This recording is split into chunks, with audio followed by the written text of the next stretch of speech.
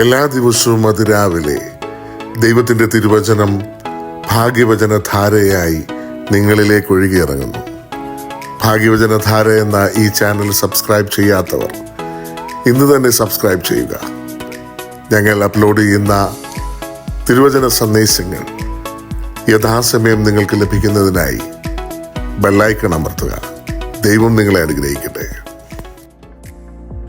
ത്രിയേക ദൈവത്തിൻ്റെ തിരുനാമത്തിന് മഹത്വമുണ്ടായിരിക്കട്ടെ. ഭാഗ്യവചനധാരയിലെ എല്ലാ ശ്രോതാക്കൾക്കും യേശുക്രിസ്തുവിൻ്റെ ധന്യനാമത്തിൽ സ്നേഹവന്ദനം. പ്രിയമുള്ളവരെ, സങ്കീർത്തനങ്ങൾ 1:1 പറയുന്നു, ദുഷ്ടന്മാരുടെ ആലോചന പ്രകാരം നടക്കരുത്. പിന്നെ ദൈവമക്കൾ എങ്ങനെ നടക്കണമെന്ന് വിശുദ്ധ വേദപുസ്തകത്തിൽ നിന്ന് വ്യക്തമായ ഉത്തരം നൽകുന്നു. ഒന്നാമതായി, ദൈവിക കൂട്ടായ്മയിൽ നടക്കണം.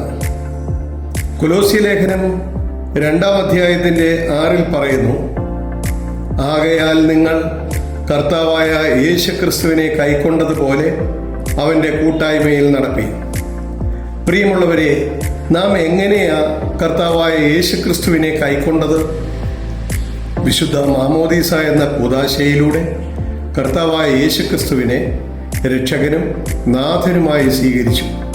അങ്ങനെ നമ്മൾ യേശുക്രിസ്തുവിൻ്റെ രക്ഷാകരമായ പദ്ധതിയിലേക്ക് വിളിക്കപ്പെട്ടു.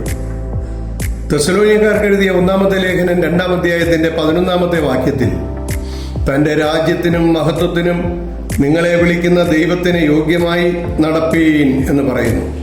അതുകൊണ്ട് നമുക്കും ദൈവീകമായ കൂട്ടായ്മയോട് ചേർന്ന് നടക്കാം. രണ്ടാമതായി, സ്നേഹത്തിൽ നടക്കണം.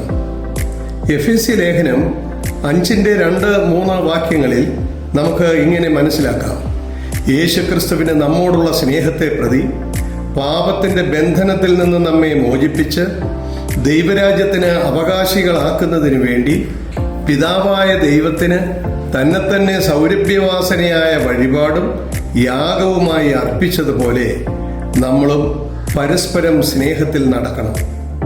യാതൊരു വിധത്തിലുള്ള ദുർനടപ്പും അശുദ്ധിയും അത്യാഗ്രഹവും ദൈവമക്കളുടെ ഇടയിൽ പാടില്ല എന്ന് അസന്നിഗ്ധമായി പറയുന്നു.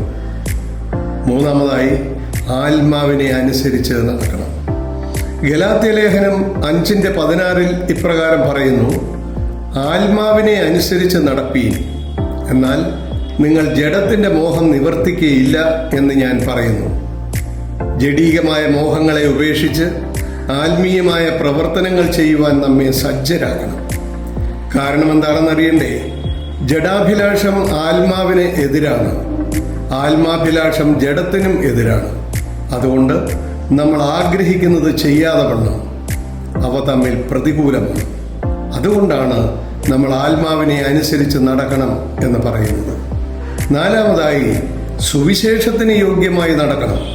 ഫിലിപ്പിയ ലേഖനം 1:27 ഇപ്രകാരം പറയുന്നു, ഞാൻ നിങ്ങളെ വന്ന് കണ്ടിട്ടോ ദൂരത്ത് നിന്ന് നിങ്ങളുടെ അവസ്ഥ കേട്ടിട്ടോ നിങ്ങൾ ഏകാത്മാവിൽ നിലനിന്ന് എതിരാളികളാൽ ഒന്നിലും കുലുങ്ങിപ്പോകാതെ ഏക മനസ്സോടെ സുവിശേഷത്തിൻ്റെ വിശ്വാസത്തിനായി പോരാട്ടം കഴിക്കുന്നുവെന്ന് ഗ്രഹിക്കേണ്ടതിന് ക്രിസ്തു യേശുവിൻ്റെ സുവിശേഷത്തിന് യോഗ്യമാവണ്ണം മാത്രം നടപ്പീൻ. അഞ്ചാമതായി പറയുന്നത് മര്യാദയായിട്ട് നടക്കണം എന്നാണ്.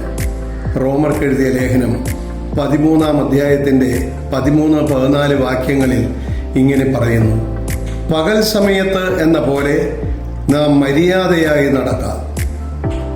വെറിക്കൂത്തുകളിലും മദ്യപാനങ്ങളിലുമല്ല, ശയനമോഹങ്ങളിലും ദുഷ്കാമങ്ങളിലുമല്ല, പിണക്കത്തിലും അസൂയയിലുമല്ല, കർത്താവായ യേശുക്രിസ്തുവിനെ തന്നെ ധരിച്ചുകൊള്ളുവീൻ.